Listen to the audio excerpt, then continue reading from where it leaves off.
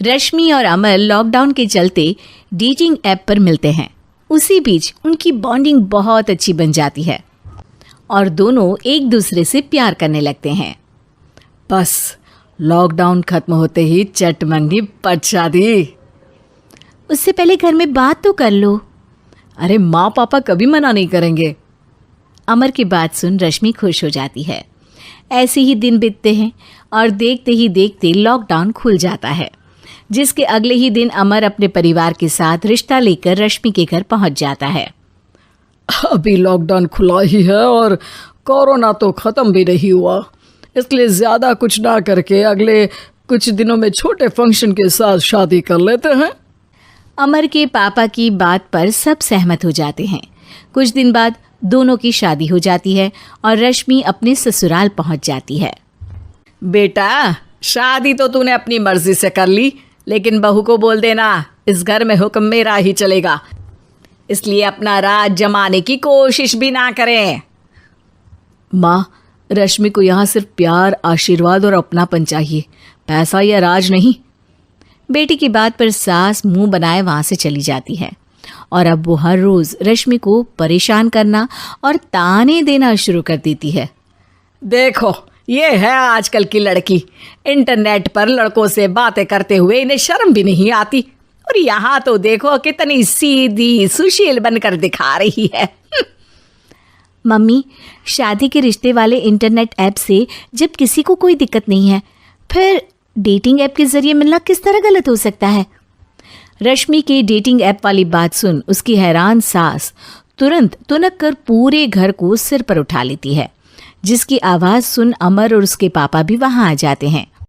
हाय मेरी माता, इतना बड़ा झूठ! डेटिंग ऐप को इंटरनेट के जरिए मिली है बोलकर इस कलमुही को मेरे सर ला बिठा दिया। अरे नास पिटी, तुझे जरा भी शर्म नहीं आई? वहाँ न जाने कितने लड़कों से गुलू गुलू करके तुझे मेरा ही लड़का मिला था फंसाने के लिए। माँ, मुझे तो समझ नहीं आ रहा क्या बोले जा रही हो। डेटिंग ऐप इस्तेमाल करना कोई अपराध नहीं है, और तुम रश्मि को ऐसा कैसे बोल सकती हो? मैं भी तो था उस ऐप पर। पहले उसके लिए माँ से झूठ बोला और अब लड़ाई कर रहा है। सास और अमर की बात सुनकर रश्मि हैरान खड़ी रहती है। अमर, तुमने घर में झूठ क्यों बोला? ये सब देख रही हो ना, इसी की वजह से झूठ बोलना पड़ा। एक तरफ अमर और रश्मि की ये बात चल रही होती है, वहीं दूसरी तरफ सास का नॉन स्टॉप क्लेश सबको परेशान कर देता है। सब एकदम चुप, जो हुआ सो हुआ, अब मुझे कुछ ना सुनाई दे।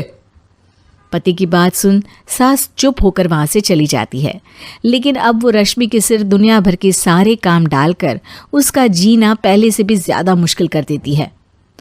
मम्मी, मैं आपका गुस्सा समझ सकती हूँ, आपको जो करना है कर लीजिए, मैं कभी कुछ नहीं बोलूँगी। उम्मीद है किसी दिन तो आपका गुस्सा शांत होगा और नफरत प्यार में बदलेगी।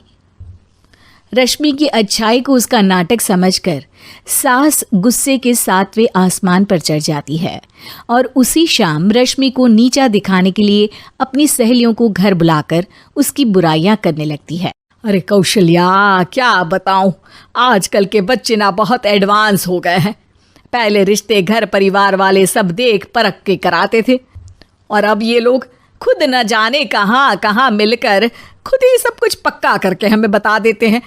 लड़की का कैसा दिन धर्म, कैसा ईमान, कैसा चरित्र कुछ नहीं पता, बस प्यार किया और घर लाकर बिठा देते हैं।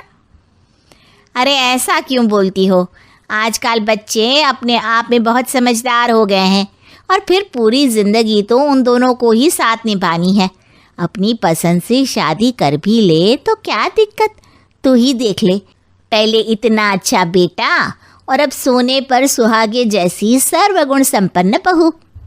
और पता है, अभी कुछ दिन पहले मेरी बेटी ने मुझे डेटिंग ऐप के बारे में बताया, जहाँ लड़का लड़की अपनी पसंद से अपने आप एक दूसरे को चुन लेते हैं, और फिर अगर सब सही रहता है तो बात आगे भी बढ़ जाती है। अरे इसमें इतना खुश होकर क्या बता रही हो? ये तो गलत है।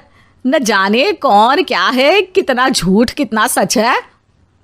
अरे पर सोचो, जब तुम किसी के बताए रिश्ते को देखने जाते हो तो क्या एक ही बार देखने से सच झूठ का पता लगा सकती हो?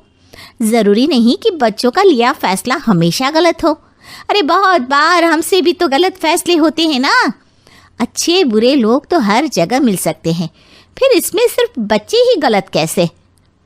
सहेलियों की बात सुन सास सोच में पड़ जाती है और इसी तरह कुछ दिन बीत जाते हैं, जिसमें ना तो वो रश्मि को परेशान करती है और ना ही कोई ताना सुनाती है, जिसे देख रश्मि परेशान हो जाती है। मम्मी, आपकी तबीयत तो ठीक है ना? कुछ दिनों से देख रही हूँ आप मुझे कुछ बोलती ही नहीं।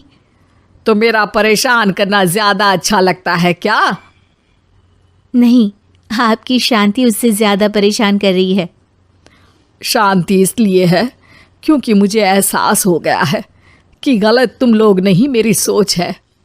प्यार तो एक सुंदर एहसास और शादी खूबसूरत साथ है।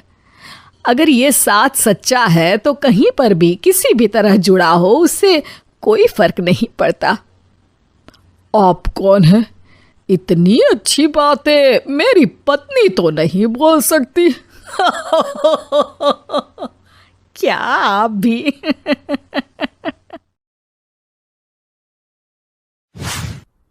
शिल्पा की आदतें ठीक नहीं थी। वो ना बोलने से पहले कुछ सोचती और ना ही कुछ करने में। उसकी इस आदत से सभी परेशान रहते। बहन, घर पर मेहमान आए हैं और शक्कर खत्म है, थोड़ी शक्कर दे दो, मैं बाजार जाऊंगी तो ले आऊंगी। अरे शिखा बहन, तुम तो माफी करें, जब देखो तुम्हारे घर में कुछ न कुछ खत्म ही रहता है। अरे शिल्पा, चिल्ला क्यों रही हो? कहा ना घर में मेहमान बैठे हैं, सुन लेंगे। सुन लेंगे तो सुन ले, तुम लोगों की मांगने वाली आदत तो बंद होगी। अच्छा शिल्पा, ना दो शक्कर, लेकिन बात तो अच्छे से करो। एक कटोरी शक्कर के लिए तुमने मेरी बड़ी बेइज्जती कर दी। शिल्पा बड़बड़ाते अंदर चली जाती है तो शिखा भी घर चली जाती है। माँ, क्या हुआ? अरे कुछ नहीं बेटा, पता नहीं कहां कहां से ऐसे पड़ोसी आ जाते हैं, जब देखो तब कुछ ना कुछ मांगने के लिए घंटी बजाते हैं। अब घंटी बजे तो दरवाजा ना खोलना। पता नहीं माँ की ये आदत कैसे बदलेगी, किसी को कुछ भी बोल देती है, बोलने से पहले सोचती भी नहीं। शिल्पा की ये आदत दिन ब दिन बढ़ती ही जा रही थी। एक दिन शिल्पा के दरवाजे सब्जी वाला आया। सुनो भैया, मुझे ये भिंडी, टिंडे, लौकी और आलू के साथ 1 किलो प्याज दे दो। जी बहन जी। वो एक एक कर सारा सामान पैक कर देता है। कितने पैसे दूं? 220 रुपए पूरे।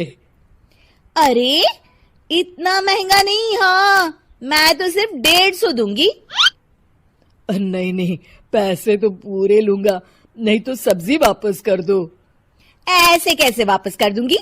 मैं तो एक भी सब्जी वापस नहीं करूंगी। और हाँ, रही बात पैसों की, तो लेना है तो 150 ले लो, वरना मेरे मोहल्ले में घुसने तक नहीं दूंगी। हाँ। अरे नहीं बहन, हम लोग गरीब लोग हैं, ऐसा ना करो। पकड़ो ये 150 और दफा हो जाओ। शिल्पा की बेटी अंदर से ये सब देख रही थी। शिल्पा, तूने तो हद कर दी।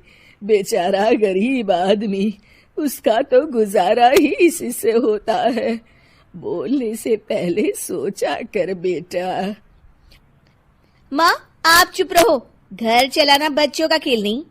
और वैसे भी इतनी महंगी सब्जी थोड़ी ना होती है। आपको तो सिर्फ खाने से मतलब है, लेकिन मुझे तो सब सोचना पड़ता है ना। शिल्पा की सास ये बात सुनकर दुखी हो जाती हैं। शिल्पा की बेटी शिल्पा की ये सारी बातें सुन रही होती है। शिल्पा की बेटी एक दिन माँ से कहती है, माँ, ओ माँ, जरा यहाँ तो आना। ओहो, क्या हुआ?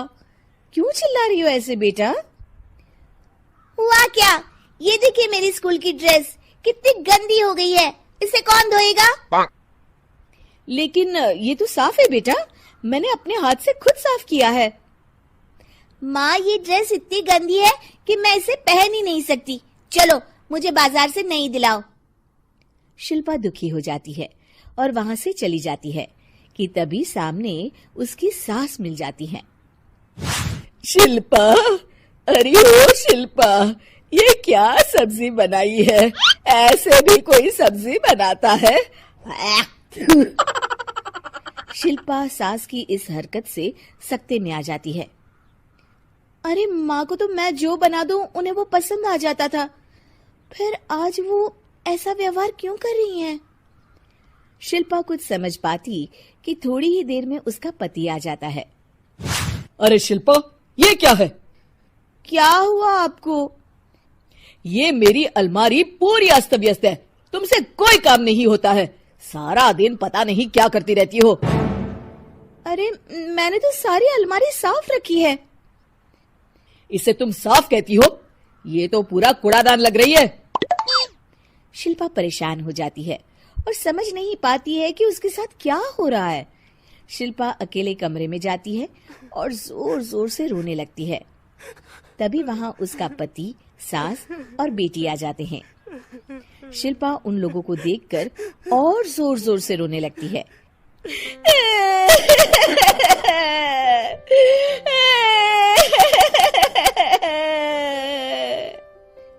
कि तभी उसकी सास उससे कहती है, क्या हुआ? यहाँ बैठकर रोती रहोगी या फिर खाने को भी कुछ बनाओगी? माँ, पहले आप बताएं, आप लोगों को क्या हुआ है जो मुझसे ऐसा व्यवहार कर रहे हैं? वही हुआ है जो तुम्हें रोज होता है। मैं समझी नहीं। माँ, आज घर वालों ने आपसे बुरा व्यवहार किया तो आपको कितना बुरा लगा ना? हाँ, मुझे बहुत बुरा लगा। मुझे अच्छा नहीं लगता कोई मुझसे इस तरह से बात करे। सही कहा शिल्पा, जो चीज तुम्हें खुद के लिए अच्छी नहीं लगती वो तुम्हें दूसरों के साथ भी तो नहीं करनी चाहिए।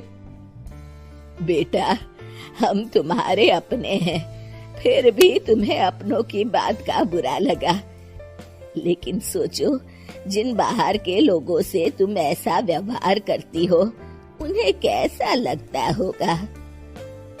हाँ माँ, आप सच कह रही हैं। मैं आप लोगों से माफी मांगती हूँ, मुझे कड़वा नहीं बोलना चाहिए। मैं समझ गई, मैं आपकी हूँ इसलिए आप लोगों ने मुझे सुधरने का वक्त दिया और मेरा साथ दिया। लेकिन जिन बाहर के लोगों से मैं बुरा व्यवहार करती आई, वो लोग मेरे कड़वे बोल से कितने दुखी होते होंगे। मैं वादा करती हूँ, आज से ऐसा व्यवहार किसी के साथ नहीं करूंगी। सीख, हमें दूसरों के साथ वैसा ही व्यवहार करना चाहिए जो हम खुद के लिए अपेक्षा करते हैं।